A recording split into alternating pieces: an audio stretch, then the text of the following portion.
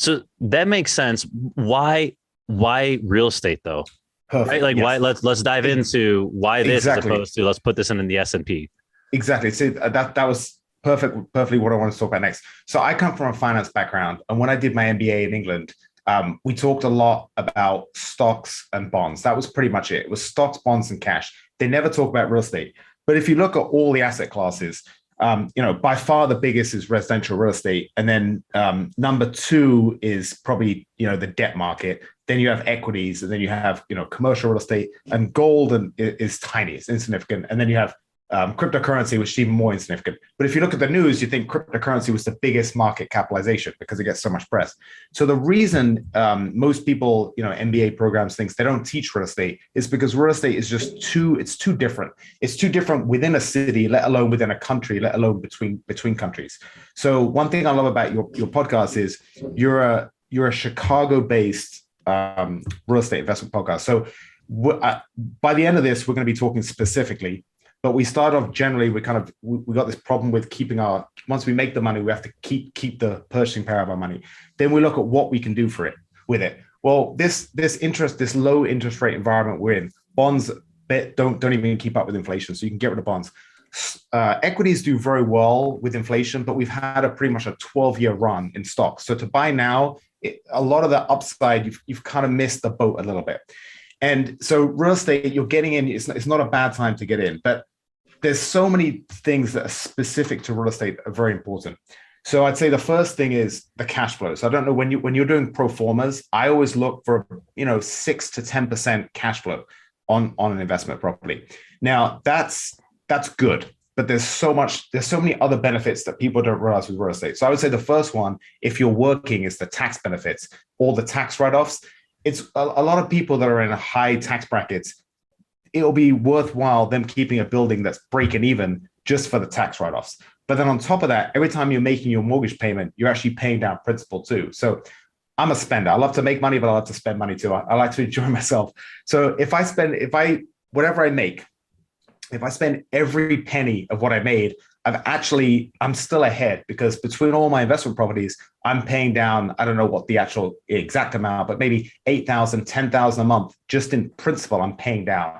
So that's another benefit, is the loan aspect is an easy way for people that are busy and they like to enjoy themselves. It forces you to spend money without even thinking about it, getting a paycheck and investing it. So you have that automated thing built into the loan. So that's something I really like. So one comment there, hold on, sorry to interrupt, but like one comment for people who are newer, like the biggest miss I feel is, let's say you have $100,000 to invest. And let's say like the stock market and real estate are doing the same. They're both going to go up at 8% or whatever. Like, let's just call that apples to apples for a second. You can purchase $100,000 worth of stock. In real estate, you can go buy a $500,000 asset. And if that's appreciating at 8%, you were getting the full advantage of that $500,000 appreciation, compared to, even if the stock market would have to literally like triple perform that real estate asset to come away with these same gains.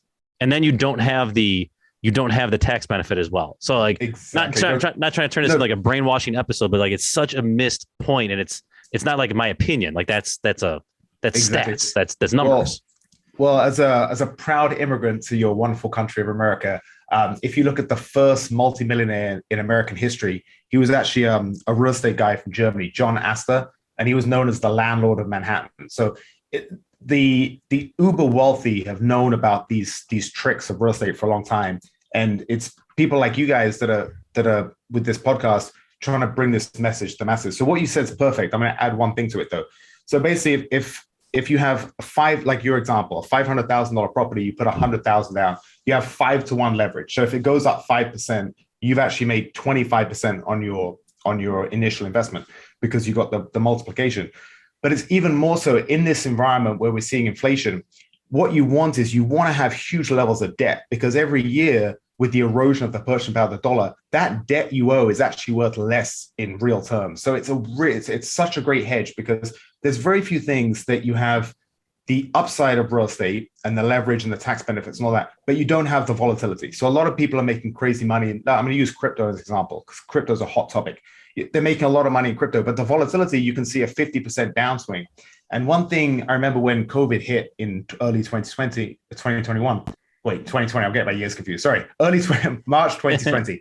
I remember when it hit, I was like, okay, this is going to be a good, let's see my real estate model. Let's see how it goes. Let's see if a $800,000 multi-unit, there's going to be a fire sale and it's going to be selling for 550.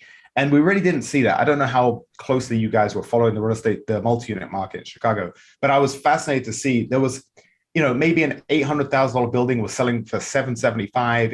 It was very close. It wasn't the crazy crash that you might expect from such a huge event like COVID.